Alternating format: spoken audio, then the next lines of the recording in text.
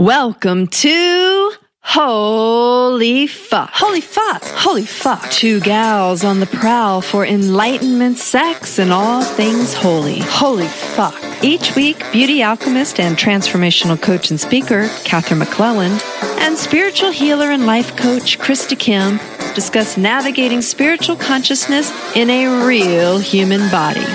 Stumbling through dating, relationships, and everyday life, all while maintaining a fucking sense of humor.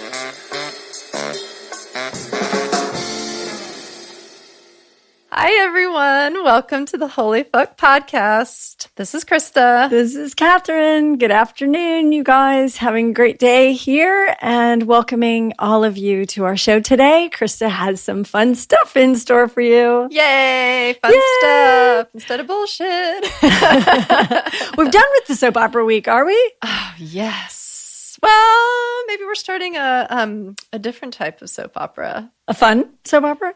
Yeah, maybe. Well, let's make it a sitcom. A romantic sitcom. What would those be? What would those be? I don't know. Romantic Let's try it. sitcoms. All right. Well, let's let you get started. Maybe we'll find out what it's about. Yeah. So we've had a lot of the conclusion from the old past Rico Suave story. And then it kind of moved into, we had the episode with a little hottie patati, a little interaction I had after, when I said I was finally over Rico Suave and I was breaking up and that's it. And that didn't quite go down that way. There was another month of release and letting go and back and forth and still some healing conversations that happened. And finally, maybe more than conversations, possibly? Yeah. Okay. So there were more than conversations. And he actually moved out of town, which was a big deal. And there was part of me that knew him moving out of town was completion for us as well. And it was hard because I was like, oh, this is like next level. And I did help him transition into his new space. And maybe there was a little part of me that was hopeful that maybe we would continue in some form. And then one day I just saw a great little picture on Facebook of another woman enjoying the space that I had just helped him set up. So that crushing. Was like, ouch. Ouch. It was, that was an ouch. And then I was like, fuck you, motherfucker. So much for all that spiritual conversation we've been having. Yeah. Just noticing that sometimes we need to go right to the dirt and get in it with ourselves before we can come through. I mean, I immediately just contacted him and said, and I'm done. And it was like, maybe some anger. Like, I really wanted to be like, I hate you and fuck you and all of that stuff. And I might have just said, I don't even remember now what I said. It doesn't even matter. But I processed it super quick. And I was very clear, like, oh, that was that last little release piece I needed. It's like, it felt great actually to help him get set up in his space. And it felt great to see him happy. And then it was like, I just needed to like release this last tether. And I almost feel like that happening was what I needed to happen in order to just clear it up once and for all. Yeah. Well, you obviously needed it because it happened. Because it happened. And so you had the opportunity to see something very clearly that you weren't sure about. And then you could see very clearly where you felt like you stood and what was true for you. Yeah. And the biggest takeaway from me was realizing that I was bringing this situation to myself from a place of not obviously feeling worthy to have anything better. Because when I'm having an experience like that, it's like I know I'm being met with my exact belief system. Yeah. And so the great thing is that happened on like Saturday night, Sunday night. You and I get back into Ojai from our little retreat weekend. We had a fun retreat weekend. We did. And I rolled into my local watering hole and 2 sweet gentlemen were there, and I had great interactions with both of them.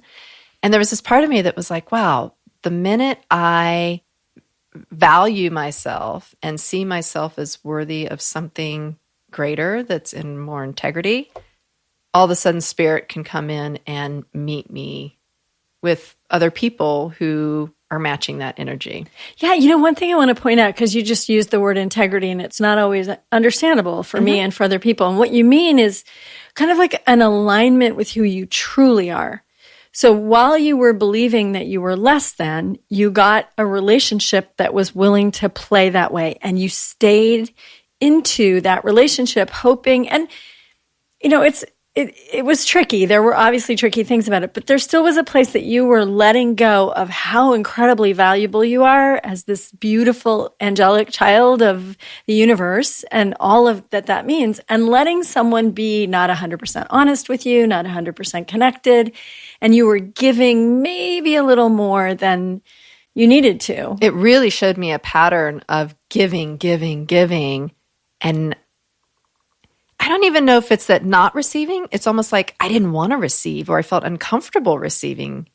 And I don't know if that's going to make any sense. It'll make sense in a minute, I think, right? So. With where we're going. But I do think the point is that you were willing to put up with less than what you actually really deserve in one relationship. And then you said, the minute you let it go, which is bringing your integrity back. Like, I'm a one whole unit that deserves to be treated really well. So ladies and men, we're talking about you creating the experience from the inside and from your energy before you ever go on a date. Mm-hmm. It's like, are you worthy of a date who's going to treat you well? Right. And now we're going to find out. Right? Yeah. Well, and there's actually probably another part to it in that months and months and months ago, I was at a bar and had an interaction with someone, and God, this is hard to say. And I didn't act in a way that felt good, meaning like I woke up the next morning, I was like, why did I do that? What? All right, go home from a bar, like one night stand. Okay. And we've all done it. Everybody's done it. Yes. So, but I haven't, obviously, I've been in like long-term relationships for a very long time. So I haven't really done anything like that since I haven't done it for like a very college. long time either. So this was a moment where I woke up and I was like, maybe that's not true. What, you? I was just like, wait, I don't know if it's true. Go ahead, Krista. Let's go back to you. So I haven't done it since college. So it's been a long time to act like I'm in college again. Okay. I'm 45 years old. So I woke up the next morning. I was like, oh, I don't feel great about myself in that. And I don't ever want to do that again. And it did reflect back to me again. Oh, that's all I think I'm worthy of. But it reflected it in a smaller way, right? So I didn't quite get the entire message. So then I had to go and have, this summer of fucked up Rico love, Suave. right, to really show me this belief system that I'm holding. And I think it was deeper. I think this summer took you way deep into the roots of it, where the other thing was more surfacey. Yeah. And I do have to say, I went back to that one night stand person and told them my experience and said, I don't want to do that again. Like, that's not what I want to have in my life. So I did feel good like that, in a way of like I cleaned up my mess a bit and left it clean. So as I'm sitting at the watering hole, there was someone that I had met several times, and we've had cute interactions, but I didn't know whether he was interested or not. But he was like wanting me to go to dinner, and I said I can't. Oh, right then and there, he wanted you to go to dinner. Yes. And I said I couldn't because I was meeting a friend there, and he's like, ditch your friend. I'm like, no, I'm going to stay. And so he left and went to dinner. So wait, point out, first step of your integrity is I'm not going to blow my friend off. Because a guy is asking me out to dinner. I might even like this guy. Right. But I'm not going to do that to my friends. And that's like a lot of women. We have to pay attention to that spot. Oh, she'll understand if I blow her off. Right. No, that's not cool. And what are we telling him, and what are we telling ourselves about our value and our friend's value? Right. So good job. And let's be clear, the friend that I was meeting, we're exploring too of whether there was. Oh, it was him. Yes. I thought it was a girl. Oh, maybe we're going to take that part out of the podcast. God. But anybody, we all know we've done it. We've all done that to a friend once or twice in our lives. Right. It doesn't matter who it is, whether it's a date or a friend. If you're going to ditch them, You're not in your integrity. Right. Let's just leave it at that. Right. So he left and went to dinner. That was convenient, though, the way he left and went to dinner when your other friend was coming to meet you. Yeah, well, they did have a moment of meeting each other. Let's just say it was a moment, which was good. So, yeah. And so I stayed with my friend, and we had a very sweet evening and a very sweet kiss that was very unexpected, and I liked it, and I'm happy for that experience. And then by the time I got home, God, do they need names? I don't know how to Yeah, bachelor number one. Which one? Went to dinner. Bachelor number one went to dinner. Bachelor number two got the kiss. Got the kiss. So the bachelor number one then texts me later in the evening, and he's like, ditch your friend and meet me in room 23 and blah, blah, blah. And I was like, oh my God, it's this moment of, am I going to do what I did the last time, that one night stand thing, right? And my immediate response is, I don't ditch my friends. I'm a woman, not a girl. I love it. And if and when you're ready to have an adult coffee or lunch, give me a call. I love it. That is such a great response. So proud of myself, because the old me, the immature me, the one that was still acting like I'm in college, sure, let me just roll on over there. But it's just going to be, that's it. It's a one-night stand and there's no potential. And I'm looking for potential, or at least relationships that are not just going to be one night. Friendships that are going to be more than one night. Yeah, all sorts of things, but not that. Yeah. So, or maybe in the ideal situation, it would just be a night, but you would want to be doing that even as an adult and choosing that rather than as an immature, younger person would just kind of flow with it and then feel bad the next day. Right. You want to choose what you're choosing. So the great part of the weekend was I made the decision to end finally the Rico Suave. Finally, we swear to God. Finally. God. Ended that, kind of claimed my worth, and then Spirit drops into lovely men to almost prove to me my worth. That's kind of what I felt like. Like it was examples of, Krista, if you just stay in your integrity and hold for yourself, then Spirit can keep, start meeting you at that level. Yeah, and you have to remember that Bachelor number one challenged you in who are you, right? He absolutely did. And you were like, this is who I am, and this is how it will go. If, that's such a great thing for a guy to get. I'm sure guys that are listening to this do not want women that are, when it's late at night, maybe you've had a couple drinks, you'd probably be happy to have beautiful young women meet you in their hotel room. But that's not actually fulfilling. Right. And he wouldn't have been fulfilled either, no, right? No, not at all. But it would have been fun, maybe. And that would have been, anyway. So, back to Bachelor number one? Sure. Bachelor number one, I wake up the next morning to a text, and it says, you definitely are all woman. Yes, I would like to take you to lunch. And I was like, oh, look what happens when I set my boundary, right? I set where my line was of what I want, and then he was able to meet me there. Yeah, I don't even know if it's a boundary, Krista. It's just saying who you are. Just like it. You could call it anything you want, but it's not like a wall. You didn't create a wall. You created an open space that said, actually, I kind of like you. So I'm going to leave this door open, but it's got to look like you coming in this door, not this door. Right. Yeah. Oh, we're talking back door and front doors now. There's always room for anything, but I wasn't talking about that right then. Yeah. So we went to lunch, and it was lovely, and we took a nice walk around town, and it was kind of nice just to be out strolling around and having a friendship conversation without having the awkward night before. Like if we would have hooked up or whatever and then had to go to lunch and been, I don't know, it just would have been weird. This felt very clean. There was no kiss after it, nothing like that. It was just, let's get to know each other as friends. And so since then, it's been really sweet because we have been able to text back and forth, and it's not in the sexual realm at all. It's really in the I want to get to know you. And so that feels really sweet. That's so sweet. And then Bachelor number two, what I loved about him is that I've been telling you for a while, I want to be courted.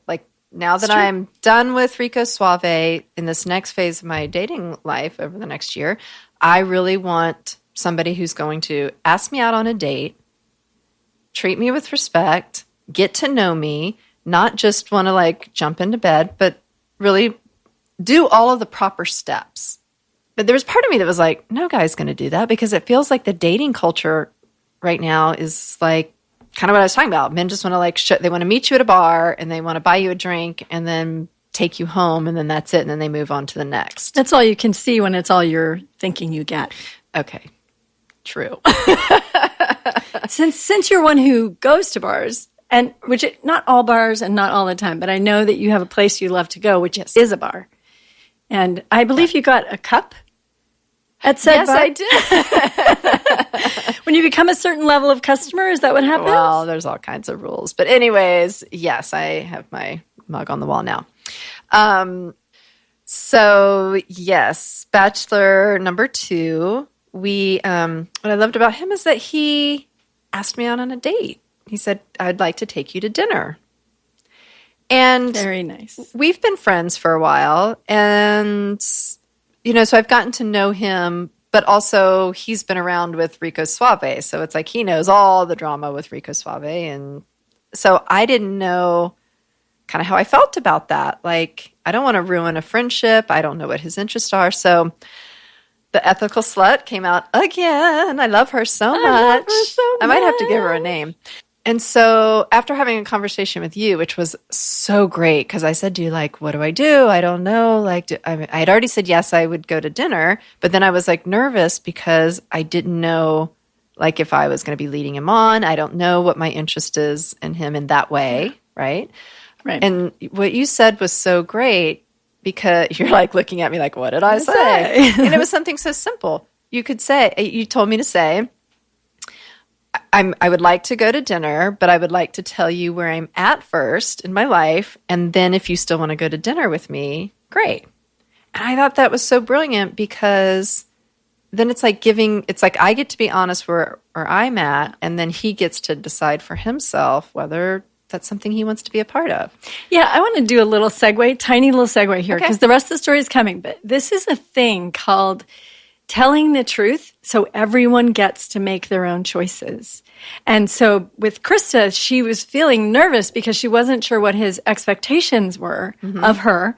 And so once she was able to say out loud, this is actually where I am in my life, and this is what I want, and he was able to make a full choice knowing what he was choosing. Right. So he wasn't wonder what this is either. It was like, now both of you out on the table, everybody knows what it is, and then you just choose one step at a time together where it goes from there. Right. And so both really important thing. Know all of the information. There's no surprises later. No surprises. And it was it was good for me to like strengthen that muscle, because it is a muscle having to have these conversations. And I have women to me all the time like say, oh my gosh, you worded that so perfectly. I could never do that. And it's like, well, I couldn't do it originally either. And I'm getting better at it. And I still get stuck. And that's why I needed your help. Right? Yeah. Well, we do. You notice that it's always when it's ours that we get stuck. Right. I'm perfectly okay helping you with yours. But when it's mine, I've noticed I sometimes struggle too. So that's the way it is. So ask each other, ask your friends.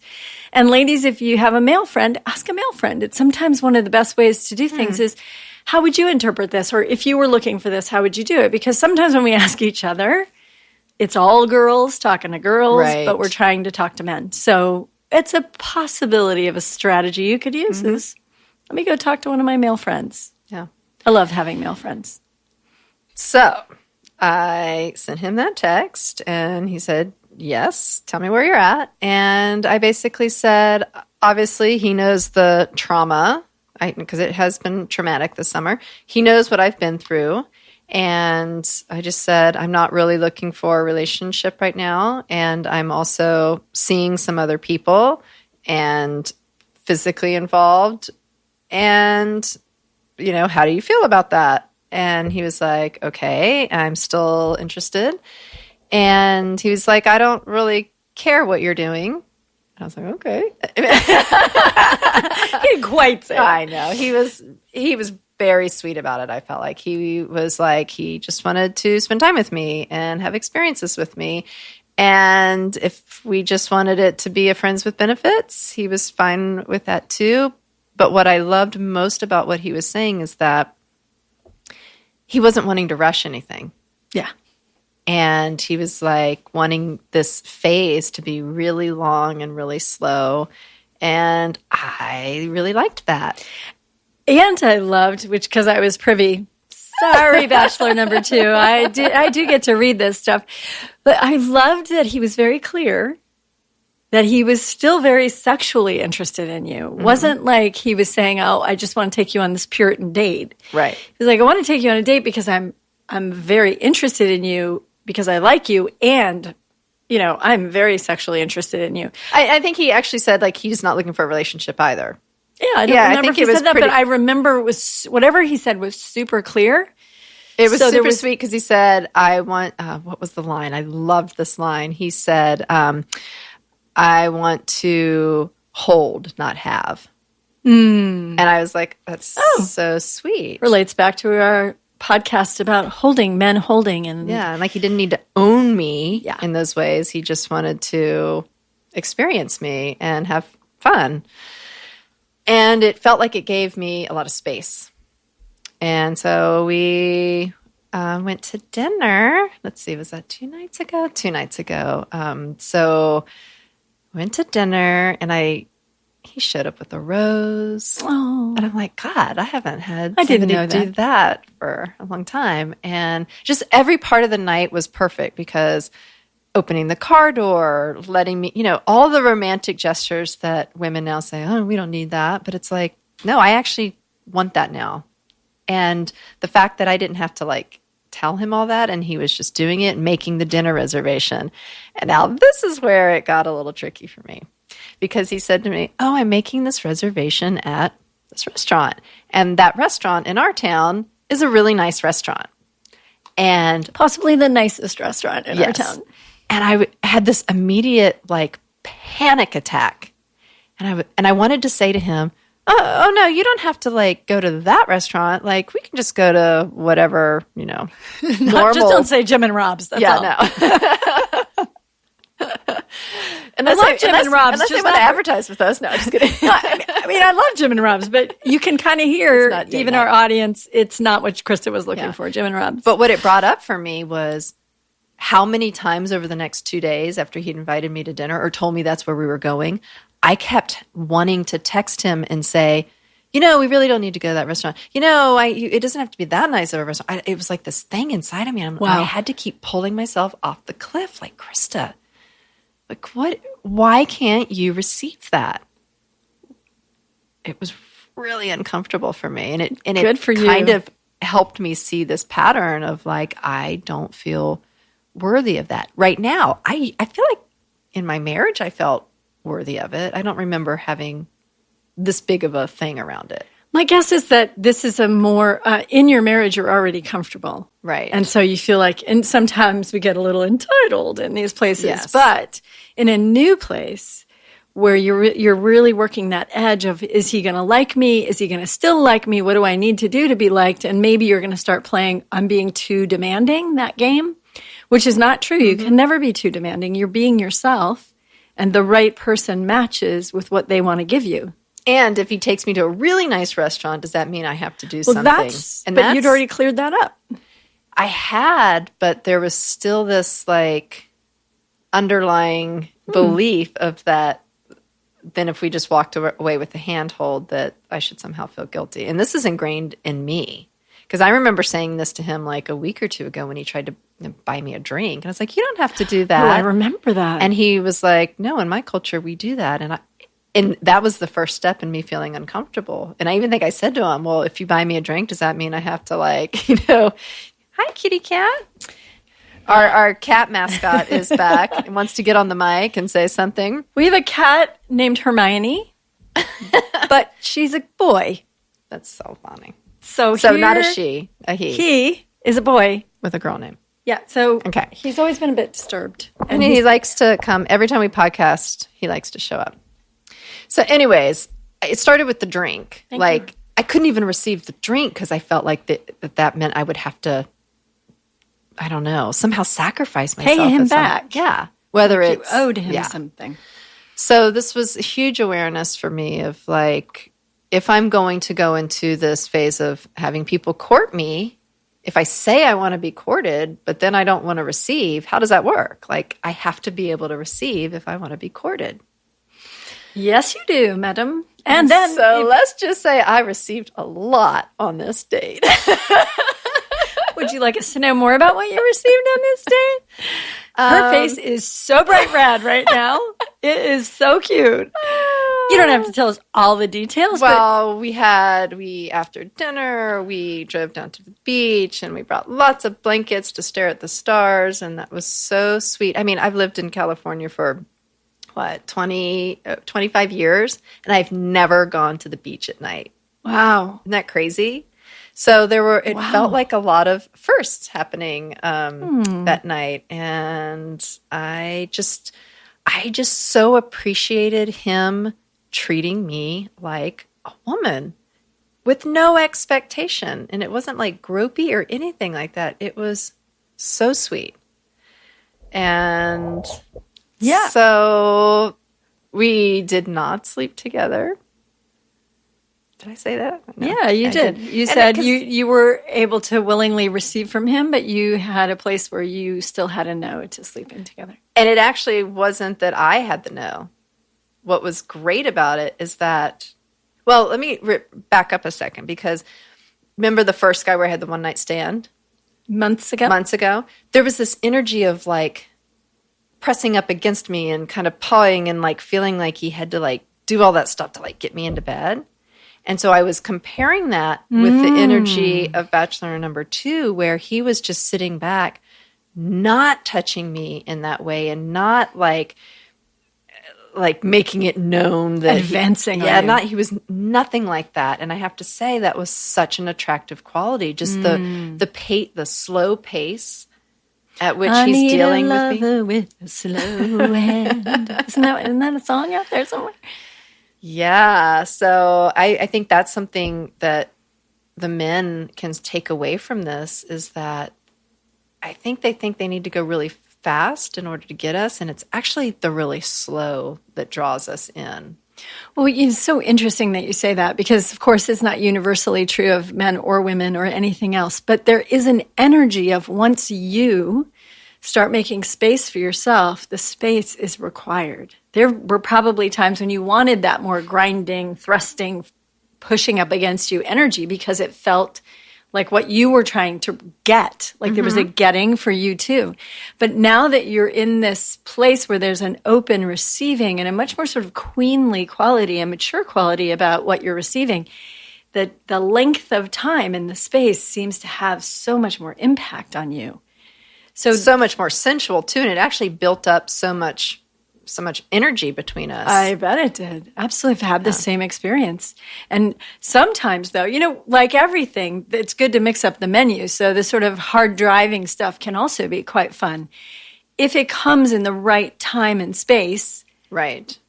But while you're trying to create something that has, this is the whole theory behind Tantra, right? Is that I don't know a ton about Tantra. You take a ton of space and you hold off orgasm and you do all sorts of other things that feel good and that add space instead of just coming into the experience, having climax, and then falling asleep. There's hours and hours of preparation, days sometimes. So it's great, because as you are taking more space, the space is coming into you and being provided for you. So you're receiving with more space. It's really great. It's great. So that evening taught me a lot about myself. And it's interesting because the next morning I was driving down the street and I actually we passed each other first thing in the morning. And he texted me and he said, "You looked so beautiful this morning." And my thought, or what I wrote back to him, was, I feel really beautiful this morning. And I know it has to do with our date last night and the way in which he showed up for me. And in that moment, I realized, it's almost like he's a healer coming in and healing this side of me. He's like showing up for me in in the way that I've been longing for, but haven't been ready for yet. And it always has to take us back to the question about where does this begin? Because you made the decision about who you are and what you were available for, and this man showed up. Mm-hmm. Now, he's been in your vicinity for the entire Rico Suave and before, and has never put his foot in your direction until you made a different kind of decision about who you are. And he could feel the shift in your energy, I'm very sure, just the same way you felt it. And every way that you handled yourself really gave him, like, it. He kept learning from you. He was super open. Oh, she wants this, she wants this, she wants this. And he delivered it to you beautifully. And I think he could do that because what I'm noticing about him is that he really listens to me. So all of these months that I've known him, he's been intent on listening. And I'm sure he does that with everybody he talks to, because that's probably who he is. But so I think he was able to show up for these dates and for me in that night, fulfilling all of these wishes because he's been logging all this information about me because he's actually been paying attention. He's interested in you. He's interested. Whereas some other men, they just sit there and they talk about themselves and they never even ask questions. Kind of similar to Bachelor number 1, because I have met him several times, and the first couple of interactions, I don't think he asked much about me. It was more him talking. And the great thing is, like, when we were at lunch, I even said that to him. I'm like, you haven't really asked me anything about myself. And then he chuckled and he's like, oh, people say that about me. I'm like, well, maybe it's time you start working on that. Is that something you want to think about? Yeah, I'm like, because it doesn't make me feel very important if you don't have any interest in knowing anything about me. And so I love that I could just be honest about that too. And I wonder if that's happened to you before and you haven't noticed. Other men who've taken you out, or, one thing. I would even say Rico Suave. I mean, as much as we had in common and everything, it was much more about him, his story first, and then, he would help me with my life, or you know what I mean. But it wasn't like heal you. Yes, he would heal me from your massive broken. Because he did heal me in so many ways. He did, massively. And he was a massive gift to you, a massive gift, and not exactly the way you were expecting it. Right. Yes. It's a great story, and it's still unfolding for you. And I just see that now there's no going back for you. Now that you've seen the results of having made this choice for yourself consciously. Mm-hmm. So ladies and gents out there, what we're saying is, think about this. Be present with people. Is it the night for something to be a little more raucous, or is it a night when you really want to get to know someone? Listen, pace. Mm-hmm. Slow it down. Why are we in such a hurry these days? Well, it's not just these days, baby. It's the sexual pressure does. But you know what? I'm going to take that back. I think it is these days even more so, because in this day and age of like online dating and Bumble and all these apps that people are using, it's like instant gratification. And so like for the 2 months where I was doing the online dating, it was like people coming at me and never responding, or I would, they would. We are going to do a whole episode. Yes. on online dating for sure. But it was like they just wanted to like have an interaction to get like a quick hit of like oxytocin, but from having a little text interaction with someone. And then they didn't even like set up a date. And it's like, well, why even bother? Well, Krista, one thing we have to be careful about is interpreting male behavior the way females are. Because we do have to be careful, because sometimes as girls do things differently. I think the girls are doing it too, though. Yeah. But I'm saying there sometimes is a significant difference. And it is important to make space for each gender to have their own way. And there's also the interaction of fear and not fear, right? So when we're not afraid, we act differently. But in general, the way men will come into the world, into our space, is they want us to know how great they are. And if we're prepared that that's what they're doing, then we sit and listen for quite a while. So we get to know. So now they've completed the task of letting us know how great they are, because this is their work. But why do they have to do that? Because I actually find that so irritating. It's like, I don't want you to tell me who you are. I want you to show me who you are. And that's what was so great about Bachelor number 2, because he got to show me. Okay, but how he is. I'm playing with you here. I'm playing devil's advocate, because he's known you a year.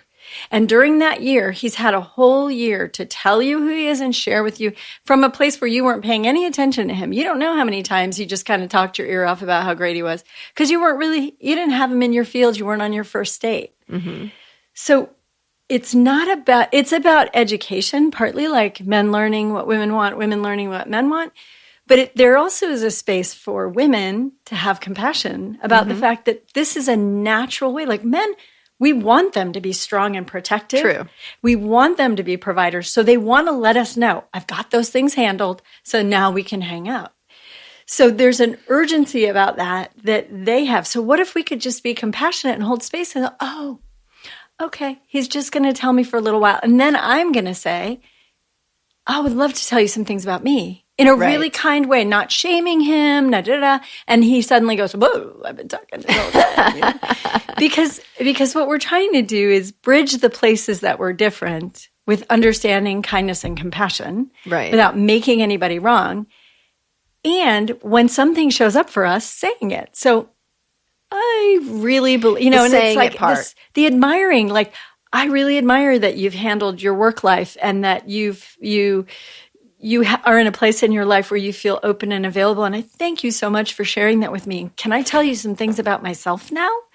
You know, and saying it in a way that's honoring and respectful rather than, geez, you have just talked for this last 45 minutes straight and I can't get a freaking word in. Well, I don't think I said it that way. I know you wouldn't say it that way, but there is an energy inside you that's like, why is this guy so selfish? And it's like being careful about those interpretations because in fact, they're trying to give us something they think we want, which is I'm actually that's here. An interesting perspective. Yeah, I'm actually here for you and I want you to know I've got this. So if you want to date me, I'm a good enough man. Well, I think, I don't know if it was last week or the week before, but we were talking about like needing to ask for what we want so that the man can choose whether they're going to give it to us or not. Mm-hmm. And so in me stating like, no, I'm not going to go back to your room, but you can take me to coffee or lunch. That was stating what I want. Yeah. Me saying, you know, I haven't been able to share anything about myself and I'm aware that maybe you don't ask questions like that or don't care. I don't know. But the two things I asked for, and in asking for it, I noticed that by the end of our walk and our time together, he had his energy had shifted into what I needed. That's exactly to my point, which is he wasn't doing it because he's a selfish bastard. Right. He was doing it because he's unconsciously trying to handle something. And when you brought it to his attention, he was like, oh, all right. Yeah. And I had to also make it clear, like, I'm worth more than just what I am in the bed. It's like, I want someone to get to, okay, I'm going to back it up. My pattern in my life has been that I get attention for what I look like. Right.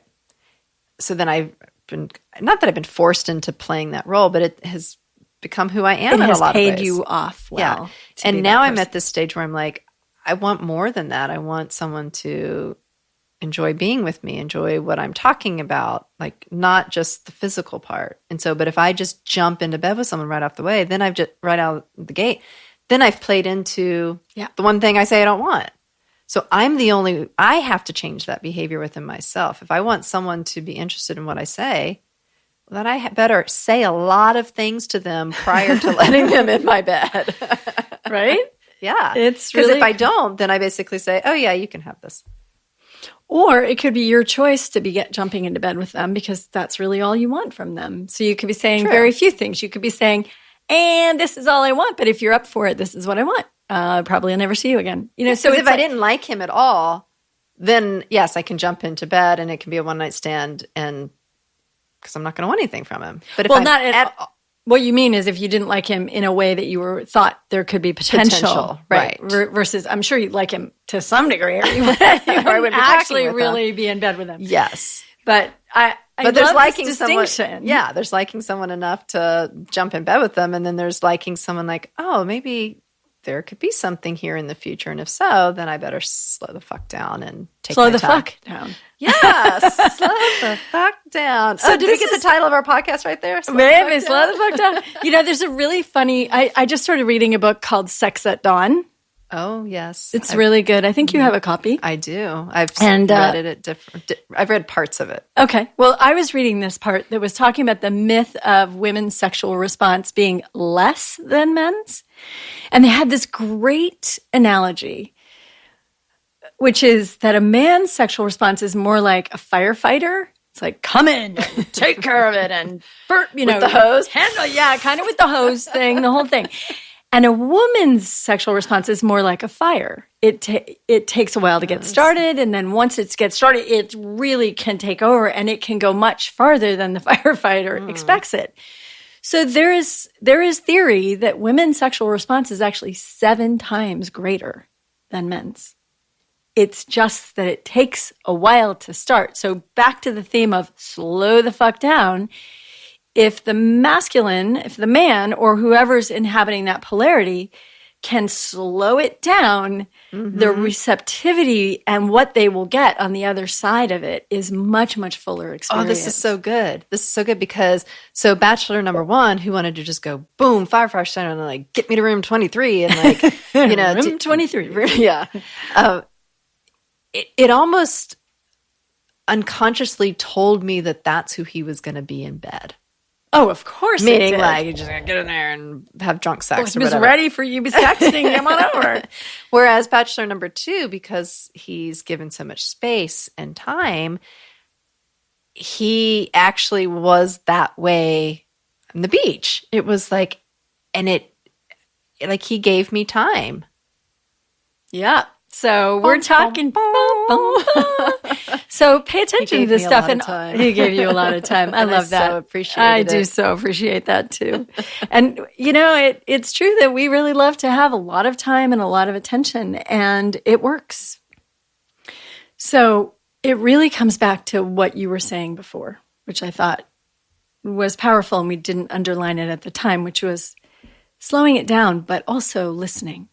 Being really present with your partner, being really present with your date, taking your breath, taking your time. If you notice you're tense, like slow it down. Even say to your partner, I'm going to just go to the bathroom. Even if all you need to do is take a deep breath and shake yourself out because you notice you're feeling tense. Give yourself what you need so you can be present. And that way your partner starts to feel that same sense of, what is it, like... Oh, it's not ebb and flow, but it's energy exchange. It's an energy exchange. It's like the infinity sign flowing between you. Like, oh, she feels safe and good over there. Now I'm going to take a deep breath. Oh, now she's going to feel my deep breath and take hers. And so there's just this flow of energy that begins to happen. And both of you drop down into your much more loving selves. And I felt very safe with him. Yeah. And I don't know yet how I'll feel with bachelor number 1. Because the energy was a little bit more chaotic between the two of us. So that's to be determined. But with bachelor number 2, definitely his slow pace, especially coming off of what I've come off of the last couple of months, felt extremely safe. And I even think I had said to him, maybe the night of our first kiss, like, am I safe with you? And his response was, I'm here to love you, not hurt you. And he wasn't talking love like a relationship. He's just generally saying share love with me. Yeah. And I thought that is the best answer. That was a beautiful answer. Keep that one in your hip pocket. So to be continued and updated at a later time. But if we want to take it to that spiritual perspective, I have no idea where that will go. But it's really that honoring myself, which I have not been doing over the last year. I would say that's a pretty safe guess. Yeah. And it's not, I could still be caught in the story of, oh, Rico Suave did this to me, or my ex-boyfriend did this to me, or And it's like, no, I have to take full responsibility for this. I put myself in situations because I believed that was what I was worth. And Spirit was trying to reflect back to me some big lessons that I needed to learn. And when I finally healed them, not that it's completely healed, but as I am healing them, I'm getting a different experience. Absolutely. And that's what we really want to share with you, ladies and men, today, is that having the experience that we want is up to us.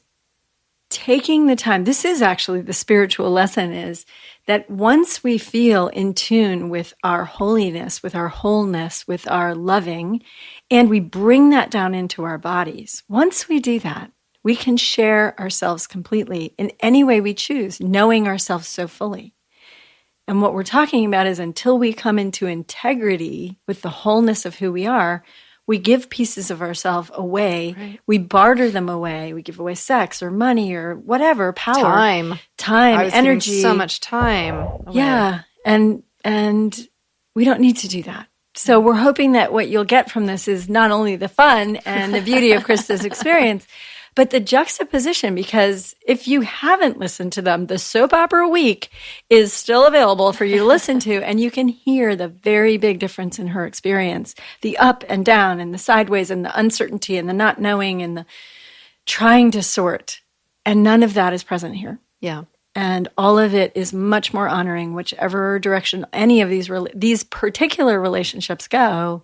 Right. It's all self-honoring. Yeah. So we bless you and we want you to honor yourselves. We love you so much. Thank you for being here today. Spread the love. Bye. Bye. Do you want the opportunity to see the gals of Holy Fuck in person? If so, go to holyfuckpodcast.com and join our mailing list so you can find out when and where these goddesses will be transforming lives next. And yes, I know, I'm talking about myself in third person. Open your browser, type in holyfuckpodcast.com, click on mailing list, and give us your most trusty email, not that bogus one you give to Walmart. So sign up now. Not tomorrow. Now. Now. Thank you.